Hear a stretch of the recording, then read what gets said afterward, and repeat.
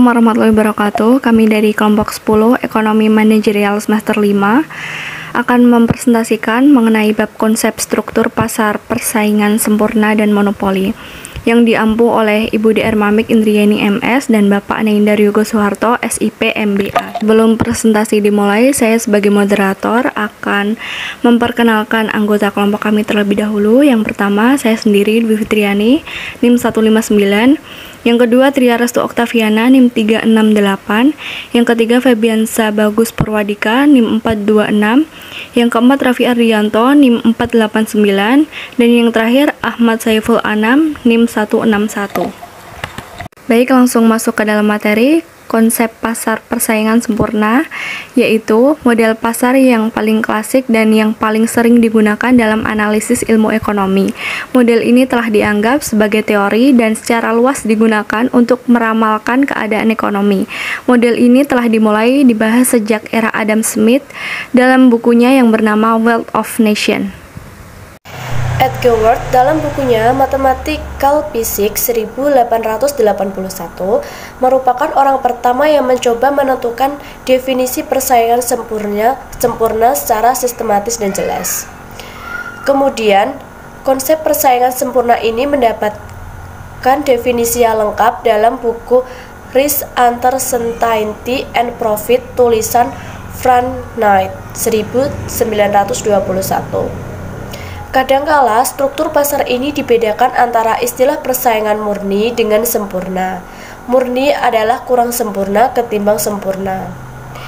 Edward H. Chamberlain 1933 mendefinisikan persaingan murni sebagai persaingan yang bersih dari elemen-elemen monopolis. Syarat yang diperlukan untuk definisi hanyalah jumlah penjual yang banyak dan komoditas yang homogen. George Stigler 1957 mengemukakan definisi alternatif dengan menambahkan syarat yaitu asumsi informasi yang sempurna. Namun demikian, orang bisa saja memperdebatkan bahwa informasi yang sempurna tentang harga lebih mudah diperoleh dalam pasar monopoli ketimbang pasar yang terdiri dari banyak penjual. Berbeda dengan pasar monopoli, pasar persaingan sempurna adalah sistem transaksi jual beli produk yang tidak dipengaruhi oleh fluktuasi harga yang dikendalikan oleh suatu pihak. Maka dari itu, siapapun yang bertransaksi di sini didasari atas dasar ingin membantu sesamanya. Sedangkan produk yang disediakan oleh produsen adalah produk yang memang dibutuhkan oleh masyarakat.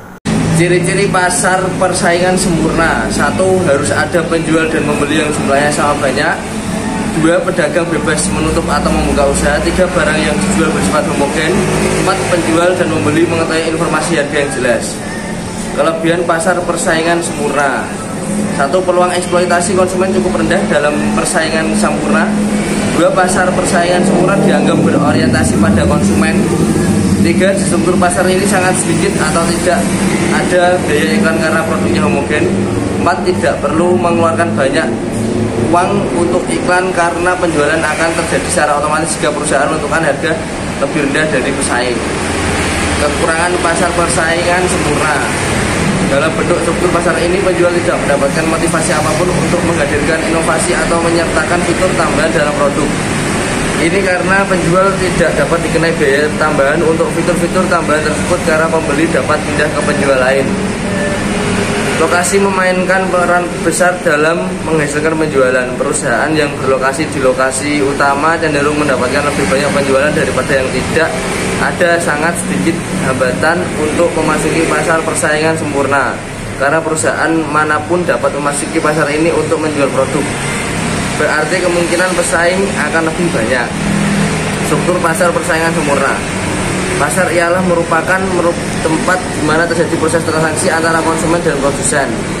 Maka dengan begitu dapat menentukan harga yang seimbang, sehingga apabila konsumen dan produsen bertemu akan tercipta harga yang ditentukan oleh konsumen dan produsen.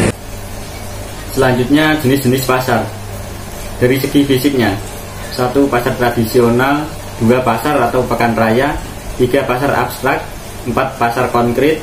5. Swalayan. 6. Toserba. Selanjutnya dari segi barang yang dijual: 1. Pasar yang menjual ikan. 2 pasar yang menjual sayur, 3 pasar yang menjual buah, 4 pasar yang menjual barang-barang elektronik, 5 pasar yang menjual berbagai perhiasan, 6 pasar yang menjual material, 7 pasar saham. Selanjutnya konsep pasar persaingan monopoli. Pasar merupakan tempat bertemunya pembeli dan penjual secara langsung maupun tidak langsung, sehingga terjadi transaksi perdagangan di dalamnya.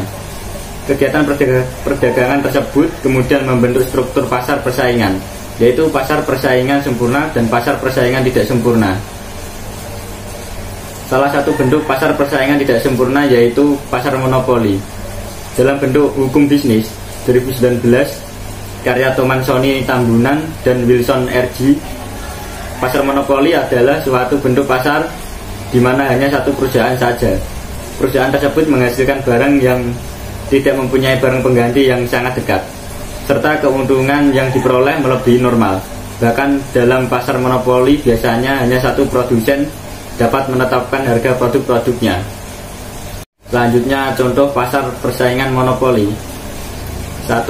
PLN, 2. PAM, 3. Telkom, 4. PT KAI. Selanjutnya ciri-ciri pasar persaingan monopoli. 1. Industri satu perusahaan. 2. Tidak ada barang pengganti yang sempurna. 3. Perusahaan lain sulit termasuk dalam industri. 4.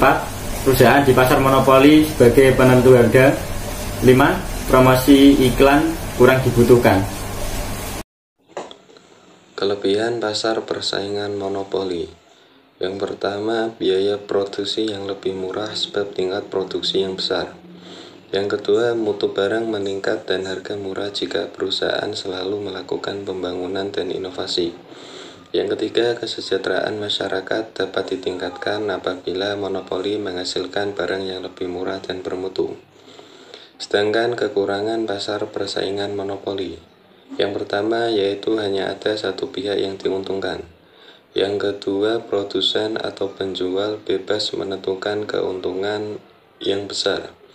Yang ketiga, konsumen tidak memiliki pilihan.